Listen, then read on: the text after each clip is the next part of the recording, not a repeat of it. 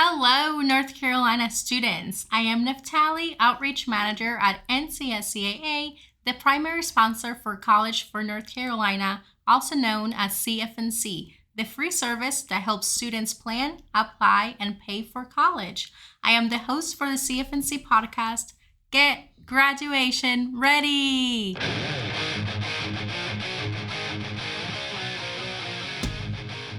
And I have Alex Granados, our podcast producer, here with me. Hey y'all, Alex Granados, Associate Director of Communications here at NCSCAA, and I think we have a great show lined up for you. And so we're going to jump right into it with our first question. So we had a student who wrote in asking this. The student said, going into college, what are a few shocking things in your classroom environments, how to mingle in the college environment, and if the college is your second or third choice and you get in and you commit, how should you deal with everything? School environment, mingling with people, family disappointment, etc. So basically just a lot of questions around surprises when you go to college. So Neftali, what would you say to this student? Yes, that is a great question. So I want to start off by addressing the point that you shared of maybe accepting and going into a college that was not your first choice. So this is very common and normal. I actually went to a college that was not my first choice. So as I was a transfer student, and when I was looking to transfer colleges, I wanted somewhere in a big city. Now I ended up in North Carolina in a part that's not a big city at all. But it was meant to be. You know, I loved my college experience there, and I had so many great memories there. I loved my professors, the friends that I made. And so I want to tell you, do not worry. If you don't get into your first choice, I know it can be a little disappointing, but your second or even your third choice for school can still be a wonderful experience. How about you, Alex? Did you go to your first choice? Oh, you don't want to know about all the weird twists and turns I took to get to college, but I will say this, and it's the same advice I give to anybody about basically doing anything new, which is don't worry about it too much. Just go in there, just keep going, keep waking up every day, keep going to class, and you're going to find your place. You're going to get to know people almost without even trying. At my first college, I became really good friends with my roommate after, more or less the first day. We had a lot in common, and we just kind of developed a group of friends there in our dorm. And I will say I was not the most social person back then. So if you were going to vote on someone least likely to make friends, I might have been that person. So it worked out okay for me. And then later on, when I was a little bit older and I went to UNC Chapel Hill, again, I just pursued my interests. I wanted to be a journalist, so I worked for the school newspaper. And just in the course of working there, I just kind of started making friends with people without even meaning to. So I would say just do your thing, pursue your interests, do your studies, and you're going to get to know people, and it's all going to work out. Yes, absolutely. I agree with that, Alex. And another thing is, joining clubs or intramural sports. That's also going to be a great way to meet people as well. So to address some of the other questions that you had on there, I think one of the most interesting things about the classroom were the setup, right? So I was not used to having a lecture hall, for example, that big classroom with 100 plus students. I went to a small charter school for high school, so I was used to maybe 15 people in my classes. So going from that to having a lot more, that was shocking to me. So that was one thing. And then I think the other thing is just like the labs that go with your classes is also shocking. And what about you? Did you have any shocking classroom things going from high school to college? Not shocking, but I do have a bit of advice for everybody out there. Be careful about what time of day you pick your classes and then where you sit in the classes. So like Neftali said, some of these classes are like in big lecture classrooms. And if you aren't very thoughtful about it, you might pick an early morning lecture and then sit in the front row and then proceed to fall asleep. And your professor will make an example of you. So try to avoid that if at all possible. So I actually was never able to avoid having an 8 a.m. class, Alex. Every semester I ended up with an 8 a.m. class. Now I love sitting in the front, make sure that there aren't any distractions, that you're focused. Also, as we mentioned in our previous podcast, networking with professors is really important. And one way to get them to know you out of a classroom of hundreds is by sitting in the front. Yes, but you want to be known for good things, not for falling asleep. So just keep that in mind. Absolutely. I would have never done that, and I'm sure our listeners wouldn't do that either. Of course not. So, I think what else was there on that question?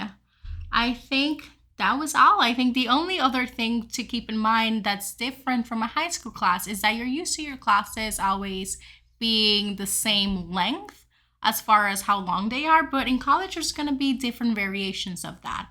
So you could have a classes that run an hour and 15 minutes, but they only meet twice a week, for example. Or you could have a class that meets 3 times a week and it's 50 minutes long. So it's all going to depend on that class. So just pay attention to that when you're making your schedule. Of course, you have a lot more freedom in college to pick your courses than you did in high school. So just have fun with it, but make sure that you're taking all those important requirements to be able to graduate on time. And I might also add, back in my day, you had to take 2 gyms, and one of the ones I took was fencing, which was very interesting, but also badminton, which is a surprisingly awesome sport. So, Yeah, I took intro to jogging, and I had to run a mile every day at 8 a.m. in the winter time. Do you need an introduction to jogging? Well, Does that require... yes, because you only do short runs. You do mile-long runs versus you can get a class where you run more than a mile a day. I can introduce you to jogging for free. It won't cost you anything.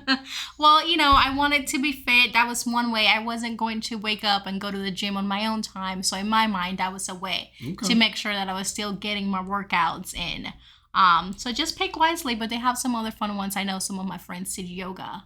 So they have a lot of fun ones. You don't have to do jogging. Do not worry. Okay, so let's move to our second question. So this student has a really simple question, but it is fundamental to what we do here. And that is, how do you apply for financial aid? Neftali, you are the expert. I will let you take this away. Yes, that is a very important question. It is great to have, the hope and aspiration of going to college, but it's really important to make sure that we have the funds to be able to go to college. And financial aid is going to be crucial in helping students pay for college. And so we always want students that are eligible to apply for their FAFSA. So you might have heard this and you might be wondering, what in the world does FAFSA stand for? What is it? Why do I have to do it? So it stands for the Free Application of Federal Student Aid, and it's going to be your first step to unlocking aid at the federal, state, and college level. Alex, do you want to say anything about what you thought FAFSA meant? I was just going to say, if you have trouble saying FAFSA and you are instead saying FAFSA, don't worry, that's a very common mistake. You just have to say it a bunch of times over and over again until it becomes natural. FAFSA, FAFSA, FAFSA. There, you got it now. Great. Thank you, Alex, for that. So the FAFSA is going to open up aid, and it's going to take your and your family's income and assets and things like that, finances, and it's going to determine how much you can afford to pay for college on your own and how much need there is. And so colleges are going to take this report that's sent to them, and they're going to be able to see how much financial aid they can offer you. So if the college has scholarships that they can offer you, that's how they're going to know. And this is need-based aid. This is going to be different than merit-based aid, for example. So if you play sports or anything like that, you might be also eligible for merit-based aid, and those might have a separate application. So make sure that you're checking with your colleges for that. But again, I know that was a lot of information, but to apply for financial aid, the first step should be to complete the FAFSA, and you're going to go to studentaid.gov/FAFSA to be able to get started on that. And again, you're going to be able to get aid from the federal, but also from the state. So an example of this is going to be the Next NC Scholarship. And to qualify for the Next NC Scholarship, you must complete your FAFSA. So make sure that you do that first. Also, if you're wondering for other sources of aid, it's going to be important to visit CFNC.org. We have a great scholarship portal there for you to take advantage of. And if you have any questions about how to pay for college or how to complete the FAFSA on CFNC.org, we do have a FAFSA one-on-one page that's going to walk you through the whole process. Thank you very much for that, Neftali. Ladies and gentlemen, that was a lot of information, I know, and so I think now is a good time to take a little break.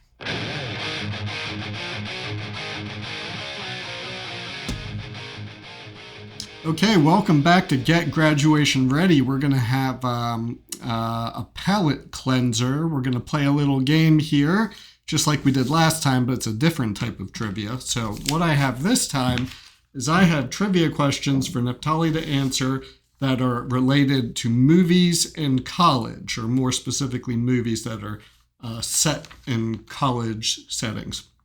So first question for you, Neftali. This one's really easy, okay?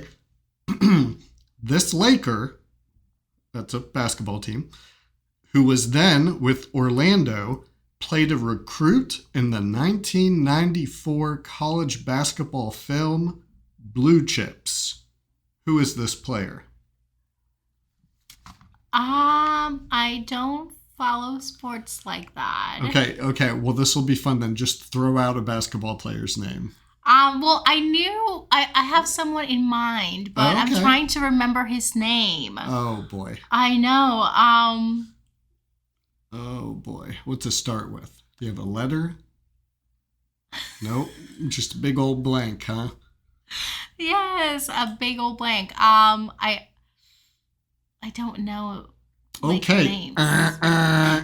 Well, that you got that one wrong, but the answer was Shaquille O'Neal. Wow, that was not who you were thinking of. Okay, no, okay. It was not. Okay, next one for you. This one's also really easy. Windsor College students drop like flies in this 1997 scary sequel co-starring Courtney Cox of Friends fame. Okay. What's the answer, Neftali? I think your definition of easy and mine are quite different. Come on, you all know the answer, don't you? The answer is Scream 2. I was going to say Scream, actually, why didn't but not. You say it? Well, I don't like scary movies, but I have seen those, so that was going to be my guess. But next question. Okay, this could be the next question and the last question, and also the easiest question, because this is possibly the most significant college movie in movie history, okay? The Delta fraternity gets in deep trouble on the campus of Faber College in this 1978 classic. Neftali? I have no idea what this is. Oh, boy. Oh, this is Listen, tough. You should have asked me tough. questions about Legally Blonde. I love that movie. I can tell you all the... I can answer all the questions. Okay, what school did Elle Woods go to in Legally Blonde? Harvard. Well done, Neftali. So good. The answer to the previous question, however, was Animal House, a classic of classics. So I guess Neftali gets 1 out of 4 on that one. Hopefully you all did better at home. And we'll take a quick break, and then we'll come back with our final segment.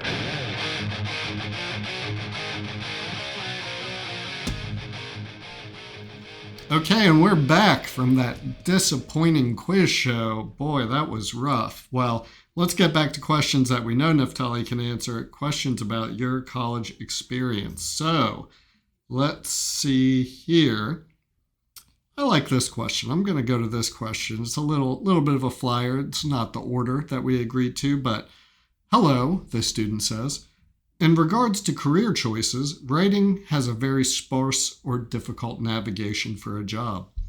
I have had a solid interest in writing, but have been concerned about possible futures of where writing is sustainable. How could I best use college, scholarships, or job opportunities to guide me to possible writing careers? Thank you for your time. Neftali, what do you think? Yes, that is a great question. I think first I would love to know what type of writing the student is asking about. Are they wanting to be like an author? Because, that's a little bit different. But I think something very important to do is if you have any interest and you're not sure how to match that to a career, is to take advantage of an interest or career interest assessment, right? So you're going to put all the things that you like, you enjoy doing, and then they're going to let you know some careers that match those interests. So I would say to the student, make sure you do those. On CFNC.org, we'll link to a lot of interest surveys for you to take to be able to find a little bit more about that, or you can visit NC Careers to be able to find some other assessments as well. Alex, have you ever taken a career assessment? Oh, I have very recently, in fact, because I wanted to see if I was in the right career. And according to the career assessment, I am not. So now I'm considering going into another field. I'm just kidding.